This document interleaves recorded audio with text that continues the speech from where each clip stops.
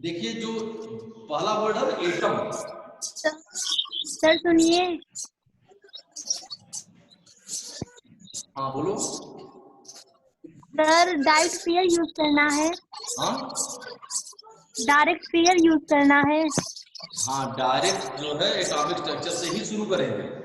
जो पहला चैप्टर है प्रस्तावना, उसको पढ़ते रहिए, उसको बाद में पढ़ाएंगे। तो पेयर बना लें। हाँ फिर का भी बना लीजिए, कोई दिक्कत नहीं है, यही पढ़ना ही है। Yes sir. हाँ फिर बना लीजिए, अलग अलग से रब जैसी कॉपी पर बना लीजिए, कोई दिक्कत नहीं। इस चैप्टर को हम लोग अभी 1-2 बार और पढ़ेंगे, लेकिन जो बच्चे शुरू से क्लास अटेंड किए रहेंगे उनको उनकी स्थिति ज्यादा अच्छी होगी, कॉन्सेप्ट बना रहेगा। देखिए एटम, एटम मतलब समझ रहे हैं आप? जैसे मान लीजिए कि कोई मैटर है, कोई सब्सटेंस है, उसका जो सबसे स्मॉलेस्ट पार्टिकल है, स्मॉलेस्ट पार्टिकल ऑफ मैटर,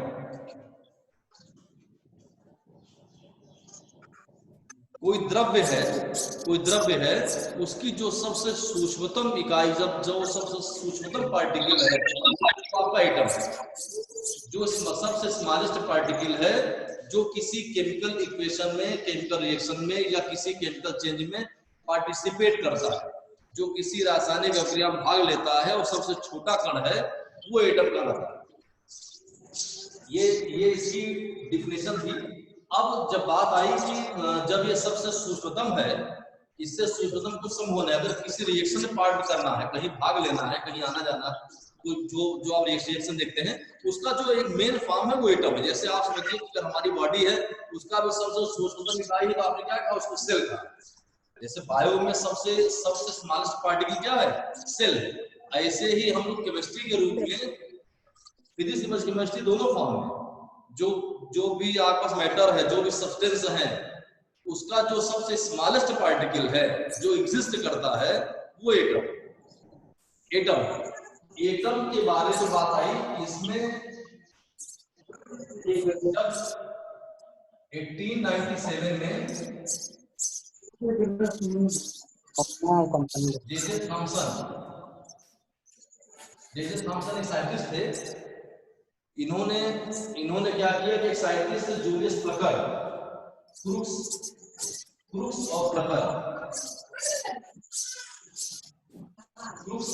दो साइंटिस्ट थे। इन लोगों ने एक डिस्चार्ज ट्यूब बनाई थी। डिस्चार्ज ट्यूब समझिए क्या होता है? कांच की पूरी एक नली होती है, ग्लास की पूरी नली होगी, और उस ग्लास की नली चारों तरफ से बंद होती, सील्ड होती। कांच की पूरी ट्यूब वो चारों तरफ से बंद होगी, तो उसके अंदर जो गैस बनी रहती है, उस गैस को हम लोग बाहर निकालते हैं। उस गैस को लोग बाहर निकालते हैं, एयर को बाहर निकाल देंगे, जिससे उसके अंदर वैक्यूम बनेगा। और वैक्यूम बनाने के बाद वहां जो गैस भरी जाती है वो इनर्ट गैस भरी जाती है, जैसे आर्गन हो गया, नियान हो गई, इस इनर्ट गैस भरते हैं, जिससे उसके अंदर कुछ चेंज करें, कुछ हीट करें या कोई रिएक्शन हो, तो वो गैस वहां पर इफेक्ट न डाले। जूलियस प्लकर और विलियम क्रूक्स ने एक कांच की ट्यूब बनाई, ग्लास की। ये ग्लास की ट्यूब होती है, ये ग्लास ट्यूब है। और ग्लास ट्यूब में क्या होता है? ग्लास ट्यूब में इनर्ट कंडीशन होती है, इसके अंदर वैक्यूम कर देते हैं। वैक्यूम मतलब हुआ जो इसके अंदर गैस थी, उस सारी गैसों को हमने बाहर निकाल दिया, सभी गैस को हमने बाहर निकाल दिया। जैसे जो एयर गैस होती है, नाइट्रोजन होती है, कार्बन डाइऑक्साइड होती है, ये गैसें बहुत, जैसे आप जो है हीट करते हैं, कुछ करते हैं, तो वहां पर वो आयनाइज होने लगती है। तो अलग अलग गैसेस हैं जिनकी रिएक्टिविटी अलग अलग होती है, तो उन गैसेस को बाहर निकाल करके यहाँ हम लोग क्या करते हैं? इसके अंदर इनर्ट गैस भरते हैं। इनर्ट गैस भरते हैं। इनर्ट गैस तो पता है आपको, इनर्ट गैस कौन कौन सी थी? 10th में पढ़ा पीरियोडिक टेबल, तो वहां हमने इनर्ट गैस पढ़ाई थी आपको। कौन सी थी? पहली पढ़ा आपने हीलियम, He, फिर पढ़ा आपने Ne, फिर आपने पढ़ा Ar, फिर आपने पढ़ा Kr, फिर आपने पढ़ा आर्यन। तो जो हीलियम नियान, हीलियम है, नियान है, आर्गन है, क्रिप्टन है, जीनान है, रेडान है, जो पढ़ा आपने, ये सब जो इनर्ट गैसेस होती हैं, ये गैसेस अनरिएक्टिव होती हैं, इनकी रिएक्टिविटी नहीं होती है। क्यों? क्योंकि ये गैसेस स्टेबल होती हैं। जब स्टेबल होती हैं गैसेस ज्यादा, इसीलिए इनको इनर्ट गैस कहा जाता है, नॉन रिएक्टिव गैस। लेकिन जब आप ऊपर से नीचे आते हैं, हीलियम से, नियान से, आर्गन से नीचे आते हैं क्रिप्टन और जीनान पे, तो जीनान कभी कभी किसी कंडीशन पर रिएक्शन करती भी है। तो यहाँ पर हम लोग जो फिलअप करते हैं गैस, वो या तो नियान भरेंगे या आर्गन भरेंगे। ये दो गैसेस बिल्कुल रिएक्टिव नहीं होती है। गैसेस को मैंने इसके अंदर डाल दिया। यहाँ देखिए दो प्रकार के, यहाँ दो प्रकार के इलेक्ट्रोड लगाए जाते हैं। यहाँ दो प्रकार के इलेक्ट्रोड लगाए जाते हैं।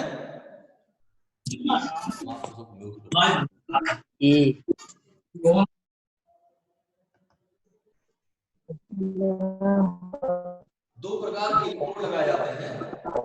एक होता है आपका पॉजिटिव इलेक्ट्रोड, एक होता है आपका निगेटिव इलेक्ट्रोड। ये देखिए, निगेटिव या पॉजिटिव, प्लस और माइनस, निगेटिव और पॉजिटिव दो इलेक्ट्रोड यहां लगे, और इसके अंदर क्या किया, हाई वोल्टेज प्रोवाइड किया। हाई वोल्टेज, प्रेशर, दाब भी दिया इसके अंदर, ठीक है। इसमें हुआ क्या कि इन्होंने ये देखा कि कुछ घटना होती, देखिए कुछ चीज तो दिखती है नहीं, देखा तो प्लकर ने दिखा इस चीज को, लेकिन जब थॉमसन आए तो इन्होंने देखा कि कुछ ऐसी घटना होती है तो पीछे, ये पॉजिटिव है, पॉजिटिव इलेक्ट्रोड के नीचे, पॉजिटिव इलेक्ट्रोड के पीछे कुछ ऐसा क्षेत्र है जहां पर ग्रीन प्रकार की कुछ चीजें चमकती हैं। ये ग्रीनिश कलर का जो है कुछ इन्फ्लेमेशन दिखाई देता है, चमकता हुआ दिखाई देता है। तो ये माना गया कि ये कुछ है, इसका मतलब यहां से कुछ चीजें गई हुई। इट मींस कि some rays which are emitted from cathode, कुछ ऐसी चीजें होंगी जो नेगेटिव पार्टिकल से निकल करके पॉजिटिव पार्टिकल की ओर जा रहे हैं। देखिए समझिए, बीच में कुछ नहीं दिख रहा पहले, लेकिन पहले पीछे कुछ चीजें चमकती हुई दिखाई दी। कैसे चमकती हुई दिखाई दी? जैसे कभी कभी आप देखते हैं कि रात वगैरह में कभी आप ध्यान दीजिए, पूरा अंधेरा हो और कुछ शाइनिंग बोर्ड रोड पे लगे होते हैं, जिस पर जब कभी कोई किसी गाड़ी की लाइट पड़ती है और गाड़ी चली जाती है, उसके जाने के थोड़ी देर बाद तक भी बोर्ड चमकता रहता है, जबकि उसमें न कोई बल्ब लगाया गया, न कोई एलईडी लाइट लगाई गई है, कुछ नहीं है। कुछ उसके अंदर ऐसी चीजें लगाई गई हैं जो फ्लोरिसेंस करती हैं, जो चमकती हैं। तो जब गाड़ी लाइट पड़ी और चली गई, उसके बाद चमक रही है, उस प्रकार की थोड़ी सी फ्लोरिसेंस इसके पीछे चमकती हुई नजर आई। तो ये तब हो सकता है घटना जब सामने से कुछ न कुछ आया जरूर रहा होगा। तो इस सामने वाले आने वाली रेस को इन्होंने कहा कि ये रेस क्या है, ये रेस कैथोड रेस है। ये रेस कैथोड रेस है। और ये बात आई कि जो कैथोड रेस हैं, ये इसके अंदर कुछ पार्टिकल है। ये जो कैथोड रेस है, इसके अंदर कोई पार्टिकल है, और वो जो पार्टिकल है उसकी जो साइज है वो किसी एटम के रिस्पेक्ट में 1800 पार्ट किसी एटम का, मतलब एटम जो होता है इस पार्टिकल का 1800 गुना होता है, 1800 टाइम्स मोर बड़ा कोई एटम होता है। ये इतना छोटा पार्टिकल है जिससे ये बना हुआ। एक पार्टिकल की डिस्कवरी किया इन लोगों ने कि एक पार्टिकल है ऐसा जिससे कैथोड रेज बनी हुई है, और उस पार्टिकल की जो साइज है, वो पार्टिकल की साइज एटम की साइज की 1/1800 है। इतना छोटा पार्टिकल है। तो बात आई कि ये पार्टिकल नहीं है, ये सब पार्टिकल है। मतलब इसका है कि ये इसके अंदर है और ये एटम के अंदर है, इसको स्टोनी ने, एक साइंटिस्ट है स्टोनी ने इसको वर्ड दिया इलेक्ट्रॉन। देखिए इसके पहले आपने समझा कि एटम के बारे में कहा गया कि एटम किसी भी पदार्थ का वह सबसे सूक्ष्मतम कण है, वह सबसे स्मॉलेस्ट पार्टिकल है जो इनडिविजिबल है, जिसे विभाजित नहीं किया जा सकता। उसके बाद ये जूलियस प्लकर, विलियम क्रूक्स, इन लोगों के एक एक्सपेरिमेंट था, ये पहले से बनाए थे। ये इनका एक्सपेरिमेंट 1877 के आसपास था, मतलब ये जे थॉमसन के लगभग 20 साल पहले का एक्सपेरिमेंट था। लेकिन किसी एक ऑथेंटिक वर्ड पर नहीं आ पाए थे ये लोग, तो इन्हीं की थ्योरी को 1897 में जे थॉमसन ने रिपीट किया। जो इन लोगों ने इस एक्सपेरिमेंट को किया प्लकर वगैरह ने, प्लकर के एक्सपेरिमेंट को ही जे थॉमसन ने 1897 में फिर से करना शुरू किया। तो कुछ एक स्थिति में आ गए कि कुछ हम लोग बता सकते हैं इसके बारे में। तो बताने की बात आई कि जो रेस निकल रही थी उसकी ओरिजिन कहाँ है? उसकी ओरिजिन निगेटिव प्लेट पे है। देखिए ओरिजिन यहाँ है और यहाँ है निगेटिव प्लेट। देखिए माइनस, निगेटिव से पॉजिटिव की ओर जा रही है। कहां से? निगेटिव से, देखिए निगेटिव से पॉजिटिव की ओर जा रही है, माइनस से प्लस की ओर ये जा रही है। तो ये जब माइनस से गई तो माइनस वाले प्लेट का नाम है कैथोड, प्लस वाले का नाम है एनोड। कैथोड से निकल करके एनोड की ओर जा रही है। कैथोड से निकल करके जब ये एनोड की ओर जा रही है तो कैथोड से निकलने वाली रेस को कैथोड रेस कहते हैं, कैथोड किरणें कहते हैं। कैथोड रेस जिन पार्टिकल से मिलकर बनी है वो पार्टिकल कौन थे? वो पार्टिकल निगेटिव पार्टिकल थे। जब ये रेस भी निगेटिव है तो जो पार्टिकल इसमें बना वो पार्टिकल भी क्या है? Negative particle. ठीक, और निगेटिव पार्टिकल को उस टाइम जब बात की गई तो ये कहा गया कि ये पार्टिकल किसी एटम का एक 300 पार्ट है, किसी एटम का 1800वां भाग है ये। तो जब उसका 1800वां भाग हुआ तो बहुत छोटा हुआ। किसका? पूरे एटम का उस एटम का बहुत ही स्मॉलेस्ट पार्ट है। और ये इसको कहा, स्टोनी ने इसका नाम दिया इलेक्ट्रॉन। जे थॉमसन का मतलब अभी नहीं हुआ। इसके बाद क्या हुआ कि अलग अलग दो एक्सपेरिमेंट हुए। एक साइंटिस्ट थे मुल्लिकन,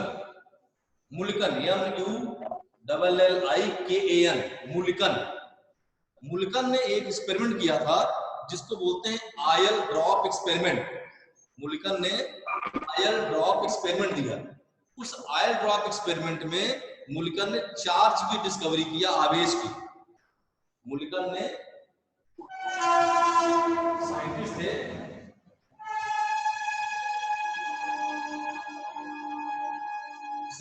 मुल्लिकन ने एक एक्सपेरिमेंट किया जिसको बोलते हैं आयल ड्रॉप एक्सपेरिमेंट। मुल्लिकन ने किया आयल ड्रॉप एक्सपेरिमेंट। इस आयल ड्रॉप एक्सपेरिमेंट की सहायता से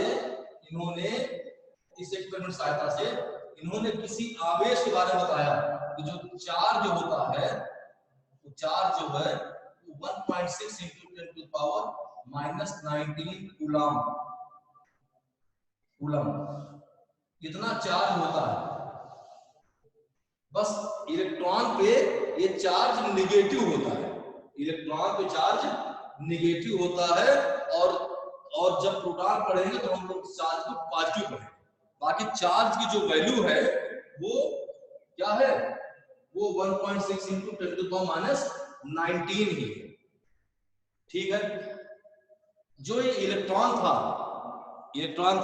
इस इलेक्ट्रॉन के मास मतलब चार्ज आब्लिक मास इसकी जो गणना की गई, इसका जो कैलकुलेशन वैल्यू निकाली गई, वो जे थॉमसन ने निकाला और ये कहा कि ये वैल्यू कांस्टेंट होती है। Charge oblique mass ratio of electron is always constant, it's not depend on gas which is used in glass tube.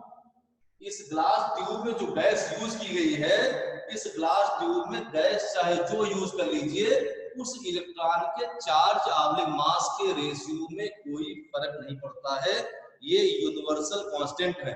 इसको बताया जे थॉमसन ने, इसीलिए जे थॉमसन को इसका डिस्कवरर बोला जाता है। Electron is discovered by J Thompson, मतलब जे थॉमसन ने इलेक्ट्रॉन के बारे में बताया कि इलेक्ट्रॉन है क्या। जैसे आप समझिए कि हम लोग कहते हैं ना कि आप हैं, आपके मदर फादर है, हो सकता है आपका नाम आप मदर फादर ने न रखा हो, आपका नाम आपकी बुआ, मामी, आप मामा कोई रखा हो, तो इसका मतलब नहीं हुआ कि आपके फादर आप मामा हो गए, ठीक है, क्योंकि आपका जो अस्तित्व है वो आपके मदर और फादर की वजह से है। तो जिसकी वजह से आपका अस्तित्व है वो आप मदर फादर। तो जो इलेक्ट्रॉन की डिस्कवरी है, वो electron is discovered by Stoney नहीं कर सकते हम। स्टोनी ने केवल इलेक्ट्रॉन वर्ड दिया, electron word is coined by Stoney, लेकिन electron is discovered by J Thomson in 1897। अगर कहीं बात आएगी तो डिस्कवरी इलेक्ट्रॉन किसने किया? Electron is discovered by J Thomson in 1897।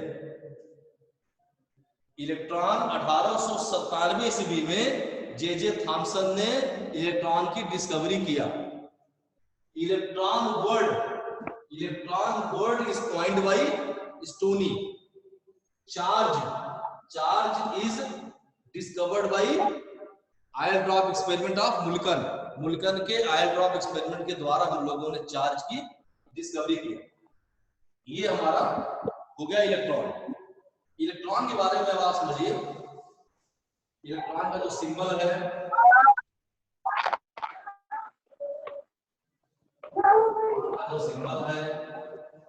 Electron का मास है, इलेक्ट्रॉन का रिप्रेजेंटेशन है,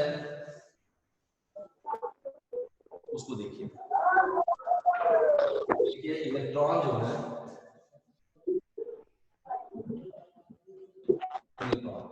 इलेक्ट्रॉन का जो सिंबल है वो स्मॉल ई से दिखाते हैं। इसका जो चार्ज है 1.6 into 10 to the power minus 19 coulomb minus minus 1.6 into 10 to the power minus 19 minus 19 coulomb charge है। और देखिए इसका जो मास है, आप देखिए इलेक्ट्रॉन का मास बहुत नेग्लिजिबल होता है, एटम के रिस्पेक्ट में नेग्लिजिबल है ही। जो हम लोग आगे पढ़ेंगे प्रोटॉन और न्यूट्रॉन, उसके रिस्पेक्ट में भी जो इसका मास है वो नेग्लिजिबल है। आप समझिए इसका जो मास है वो 9.1 into 10 to the power minus 31 kg, 9.1 into 10 to the power minus 31 kg, 9.1 गुणित 10 घाते माइनस 31 किलोग्राम, ये इतना इसका मास होता है। इसका सिंबल संकेत स्मॉल ई से दिखाते हैं। इसका जो चार्ज है minus 1.6 into 10 to the power minus 1.6 into 10 to the power minus 19 coulomb है। सी मतलब कूलम, हिंदी में कूलम लिखते हैं, कूलम। और 9.1 into 10 to the minus 31 kg, kilogram, इतना किलोग्राम इसका द्रव्यमान है। तो संकेत जब ये जो आवेश होता है ये 1 माना जाता है, तो हम लोग इसको दिखाते हैं -1 E0। देखिए ऐसे लिखा जाता है इलेक्ट्रॉन।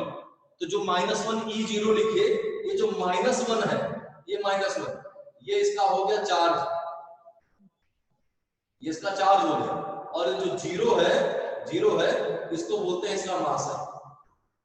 ये जो 9.1 into 10⁻13 है, ये बहुत नेग्लिजिबल क्वांटिटी है, बहुत ही नगण्य है। जब कभी हम लोग सब पूरे एटम में सबको भार जोड़ते हैं तो वहां मानते हैं कि उस पूरे एटॉमिक वेट में इलेक्ट्रॉन का जो वेट है वो लगभग निग्लिजिबल है।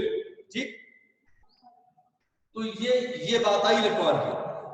इलेक्ट्रॉन की डिस्कवरी हो जाने के बाद, इलेक्ट्रॉन की डिस्कवरी हो जाने के बाद ये तो कंफर्म हो गया कि एटम इंडिविजिबल नहीं है। एटम में अगर निगेटिव पार्टिकल मिल गया, और एटम होता है न्यूट्रल। अगर कोई चीज न्यूट्रल होती है और उसमें निगेटिव वाली चीज मिल जाए, अगर कोई चीज न्यूट्रल होती हो और उस न्यूट्रल वाले में निगेटिव वाली चीज मिल जाए, तो ये समझ में आता है कि वहां पॉजिटिव कोई ना कोई चीज है जरूर, वहां पॉजिटिव कोई ना कोई चीज है। अगर पॉजिटिव वाला खोज लेंगे तो निगेटिव और पॉजिटिव दोनों मिल जाएंगे। तो ऐसा हुआ था कि 1886 में एक साइंटिस्ट थे Goldstein.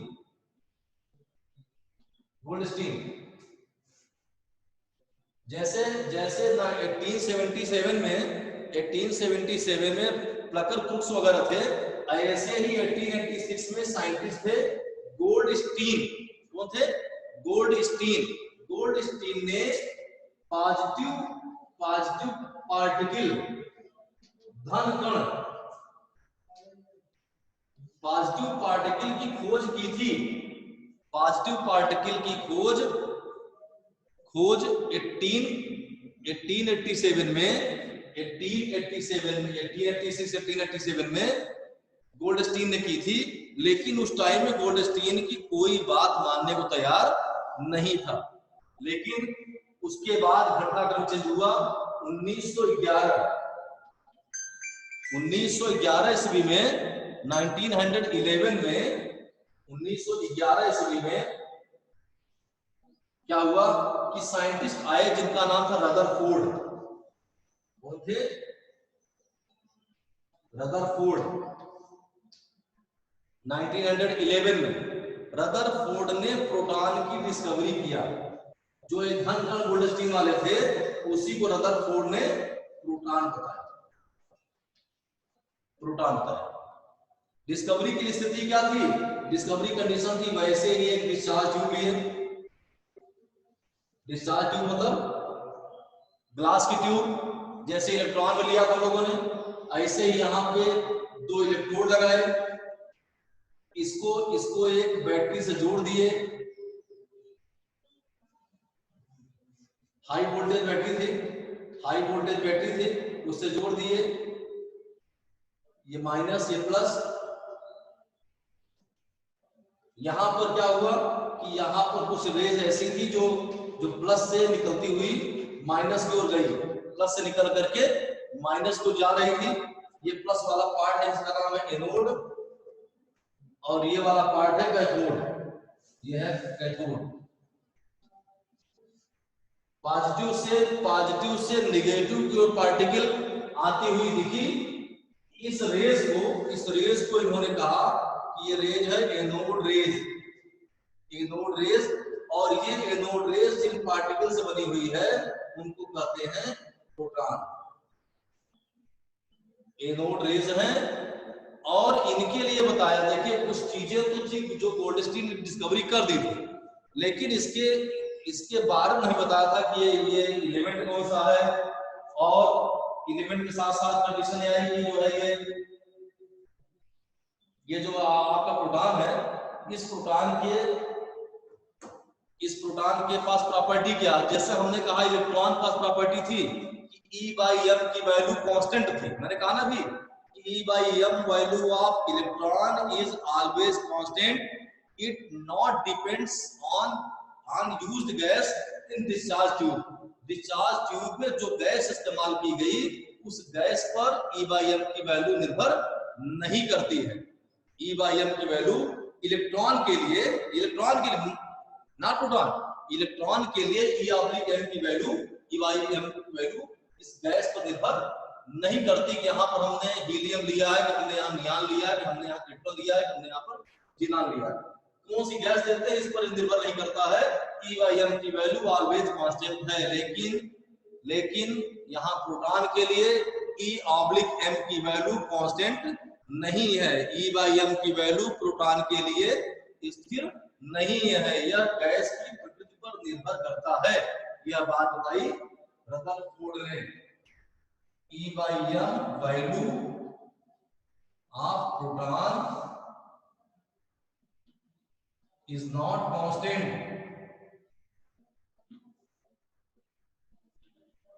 It depends on nature of gas, यह गैस के नेचर पर निर्भर करती है। E by m value of proton is not constant, it depends on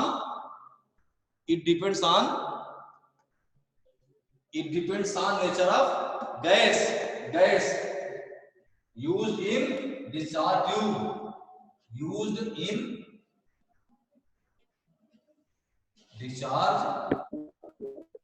tube. विसर्जन नलिका में जो गैस प्रयोग की गई उस गैस की प्रकृति पर निर्भर करता है। प्रोटॉन के केस में E/m की वैल्यू डिस्चार्ज ट्यूब विसर्जन नलिका में उपस्थित गैस की प्रकृति पर निर्भर करता है, जबकि इलेक्ट्रॉन में E/m की वैल्यू विसर्जन नलिका में उपस्थित गैस की प्रकृति पर निर्भर नहीं करता। तो जब इलेक्ट्रॉन के बारे में इतनी महत्वपूर्ण बात बताए तो इसीलिए यहाँ पर प्रोटॉन के लिए यहाँ पर इसका जो डिस्कवरर है वो रदरफोर्ड है। रदरफोर्ड ने 1911 ईस्वी में प्रोटॉन की डिस्कवरी किया और ये कहा कि इस पर जो आवेश होता है, अब इस सिंबल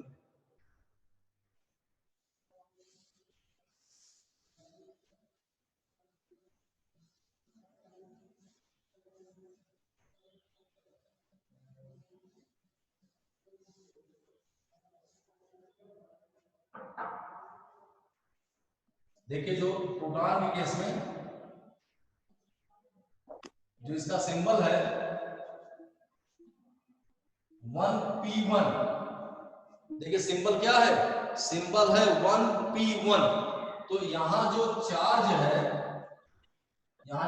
है जिसको कहते हैं आवेश, ये चार्ज क्या होता है, ये चार्ज है 1.6 × 10⁻⁻19 कूलम, लेकिन प्लस में। देखिए जहां पर इलेक्ट्रॉन था वहां ये चीज माइनस में थी और यहाँ ये चीज प्लस में है। और क्या है, यहाँ पर इसका मास है, द्रव्यमान क्या है, द्रव्यमान है 1.6725 × 10⁻⁻27 kg। अगर इसको ग्राम में बताएंगे 1.6725 × 10⁻⁻24 ग्राम।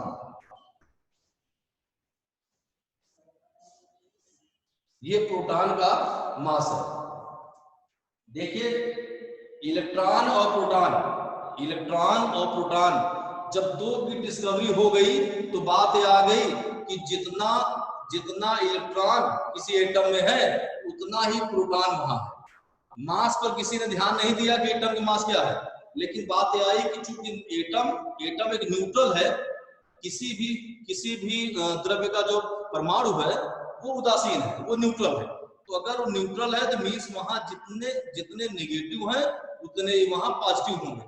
तो पॉजिटिव और नेगेटिव की जो संख्या है वो वहां पर बराबर है। जब पॉजिटिव और नेगेटिव संख्या बराबर है तो साइंटिस्ट ये मान लिए कि हमने इलेक्ट्रॉन की खोज की, हमने प्रोटॉन की खोज की, और किसी परमाणु में जितने इलेक्ट्रॉन होंगे उतने ही परमाणु होंगे। Number of electron equal to number of proton in neutral atom. अगर कोई एटम न्यूट्रल है, जैसे आयन नहीं बनाया, देखिए एटम होता है और आयन होता है। जब एटम है ना वो पॉजिटिव है ना वो निगेटिव है।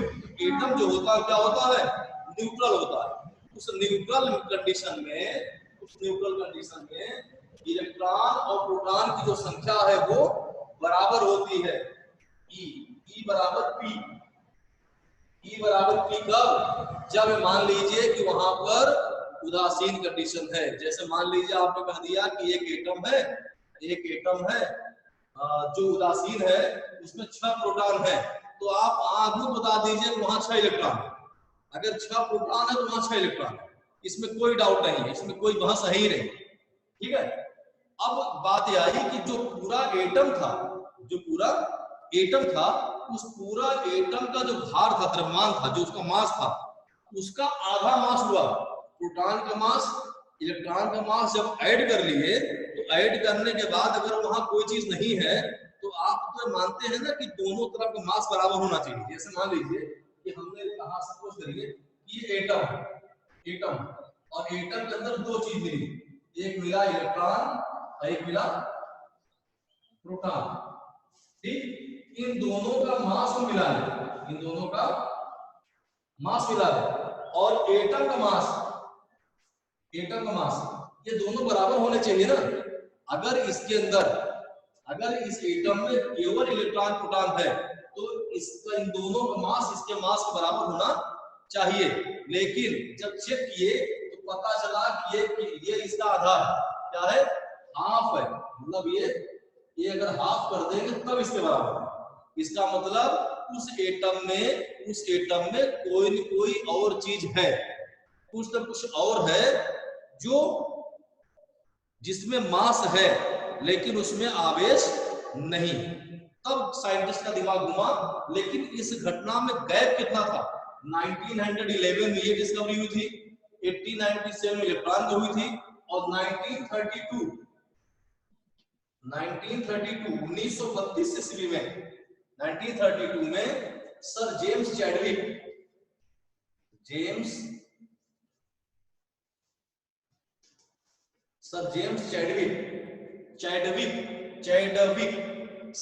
चैडविक ने न्यूट्रॉन की डिस्कवरी किया। 1932 ईस्वी में। मतलब आप कह सकते हैं आफ्टर 35 ईयर, 35 साल के बाद after 35 year sir James Chadwick discovered neutron. After 35 year sir James Chadwick